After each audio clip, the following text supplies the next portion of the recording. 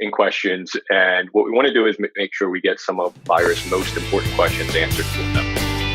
George, a lot of times when a buyer gets pre-qualified and they're searching for a property, they assume that they're already pre-qualified and they can go after any property, which is very true in most cases, but they often don't realize there's a significant difference between a single family home and a condo.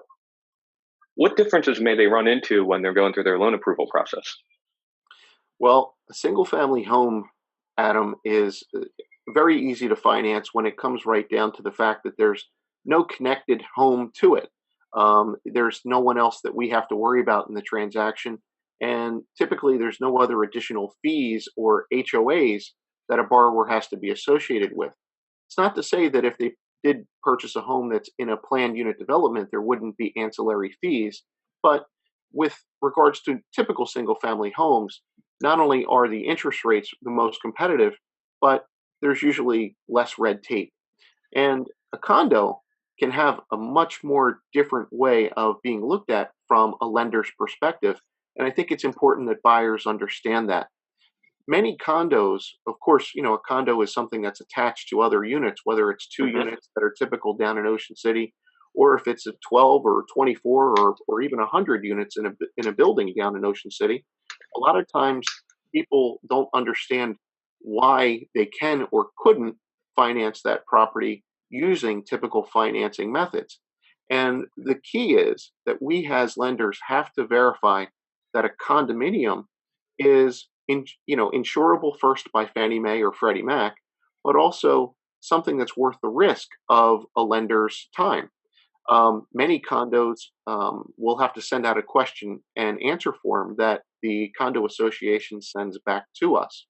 And the key points that we're looking at on that questionnaire involve the budget or the number of units that happen to be listed for sale or the number of units that happen to be owner occupied versus investment properties. There's a lot of risk that's associated with condos, and people should understand that obtaining financing for condos could be a little bit more difficult than they anticipate, which is why it's important for them to work with a lender who will take the steps first to be able to get those questions answered that a lender needs to verify to find out first and foremost if we can give them a mortgage to purchase that particular condo, and that will ensure that the transaction moves ahead a lot more smoothly. Naturally, it makes sense. So what could happen in many cases is the buyer or borrower may be very well qualified, but they may not be able to get a loan because the condo may not be well qualified. And that could be for, many of the reasons that you mentioned. Could be due to the finances of that condo building, the insurance, the investor concentration ratio of it. And so if a buyer is working with a great lender, usually the real estate agent can bring the details of that condo building back to the lender and get that lender's perspective on it. If they think it might be something that's insurable, that the buyer could, have a high chance of moving forward with a loan closing fund. Absolutely. And time is always of the essence, especially when it comes to real estate. And so a real estate agent and a mortgage person should have a relationship where they immediately are discussing the finite points of a condo that the buyer is interested in, because by exploring those points and even that mortgage person taking key points of that conversation to his or her underwriter, it would be very beneficial for a buyer to have the answers up front on whether or not they can move forward. Because let's face it, purchasing any property is an emotional transaction a lot of times. And we would hate to see somebody get very hung up on a property that we don't have the ability to provide financing on.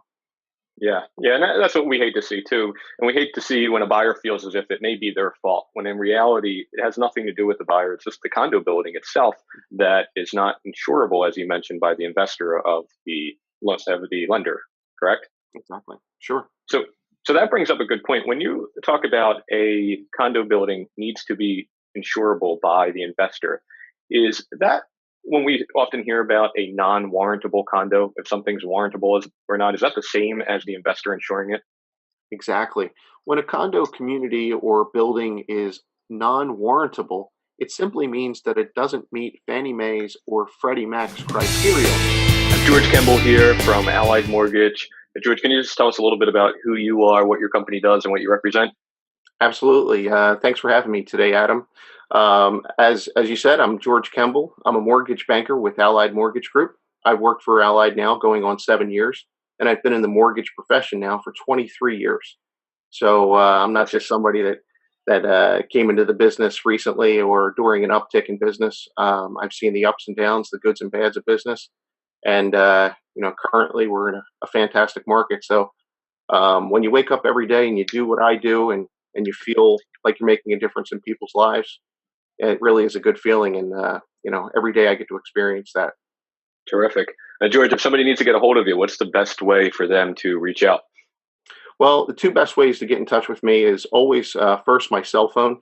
My cell phone number is area code 856-287-0760. And my email address is gkemble, that's GKEMBLE, at alliedmg.com.